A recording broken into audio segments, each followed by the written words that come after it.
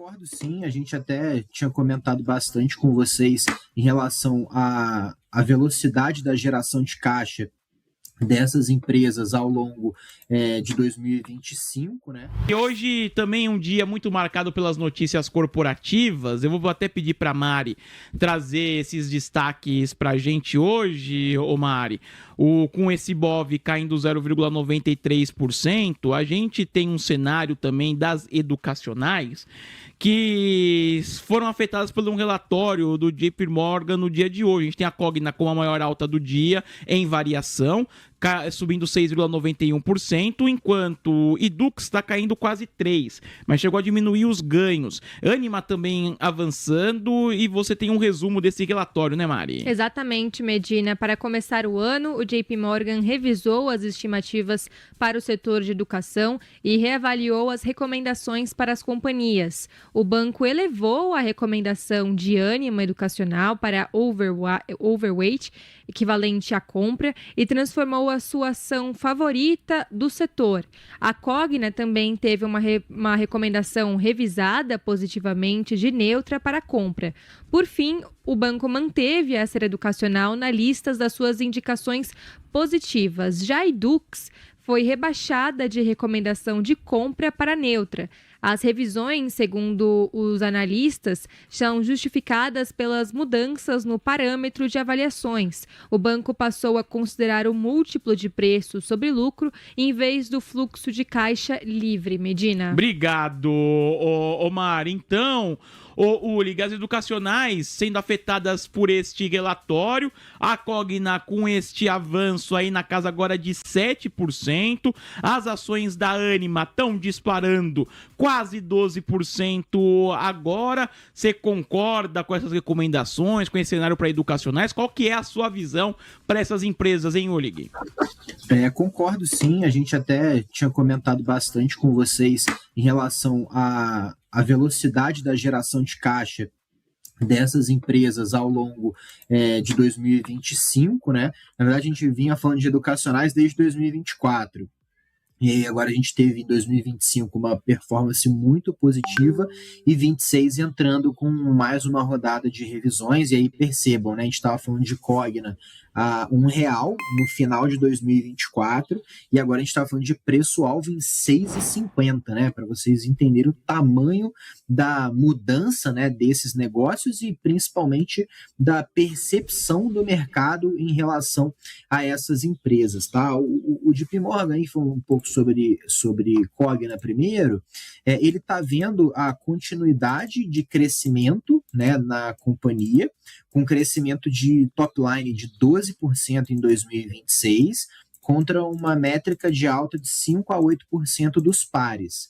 E aí, nas contas deles, a Cogna está negociando a 5 vezes lucro 2026 e a 4 vezes lucro 2027. E aí, por isso, ela está com a recomendação de compra, né? Eles veem um múltiplo bastante baixo, e aí, naturalmente, né, quando você pensa que as empresas domésticas brasileiras estão negociando aí entre 8 e 10 vezes lucro, é o upside que o JP Morgan está vendo para a Cogna, né? De 3,50 para 6,50, né? Um upside bastante significativo, que é basicamente uma extensão de múltiplos, né? Uma expansão de múltiplos.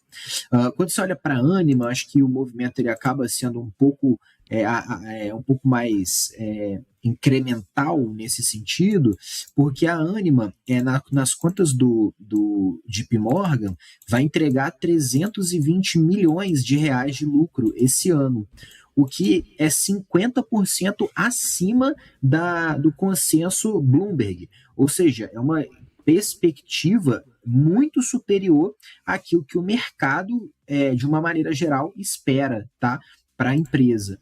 E aí você teria, utilizando essas métricas do próprio JP Morgan, algo como 2,9 vezes preço-lucro para 2027. Ou seja, é uma empresa assim, muito barato, mas uma empresa que tem uma capacidade de crescimento, né, bastante importante, que eles enxergam um crescimento, um aumento, na verdade, de 8 pontos percentuais, né, na margem de lucro à medida que você tenha a queda de juros, e o JP Morgan está esperando os juros em 11,50, tá? Até para pegar aqui exatamente a data desse 11,50, esperando 11,50 de juros no final desse ano. Então, é uma expectativa otimista, tá, pessoal? Eu assim, concordo com a qualidade da geração de caixa, concordo com a qualidade do crescimento de lucro dessas empresas, mas eu acho que as premissas do JP Morgan, elas estão bem otimistas aí para o setor educacional, tá? Eu queria que falasse um pouquinho mais a respeito da Edux, né, o Olig, porque na Edux o JP Morgan trouxe as suas preocupações, também citou aí no seu comentário, mas se pudesse reforçar para o nosso espectador, né, esses motivos para que ela esteja atrás das outras nesse otimismo aí, tanto seu quanto do JP, Olig. Bom, deixa os dados principais. Tá. Então, o problema da Edux, na visão deles, está relacionado num crescimento pequeno. Então, a Edux deve crescer nas contas do JP Morgan 5% esse ano, contra, por exemplo, 12% da Cogna, e eles estão vendo a Edux negociando a 7 vezes lucro esse ano e 4,7 vezes lucro em 2027.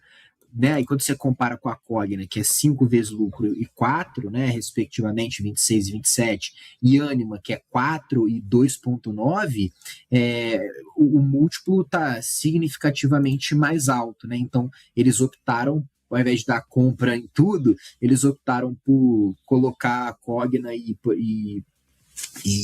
Ânima como compra e dar o downgrade para a Edux como neutro, por essas duas razões, né? Crescimento menor e múltiplo bem maior. Então, acho que essas são as principais razões. No geral, vocês percebam que são múltiplos baixos, né? A gente está falando aqui de 4, 5, 6 vezes lucro, né? 7 vezes lucro. Então, são múltiplos bastante baixos na minha avaliação.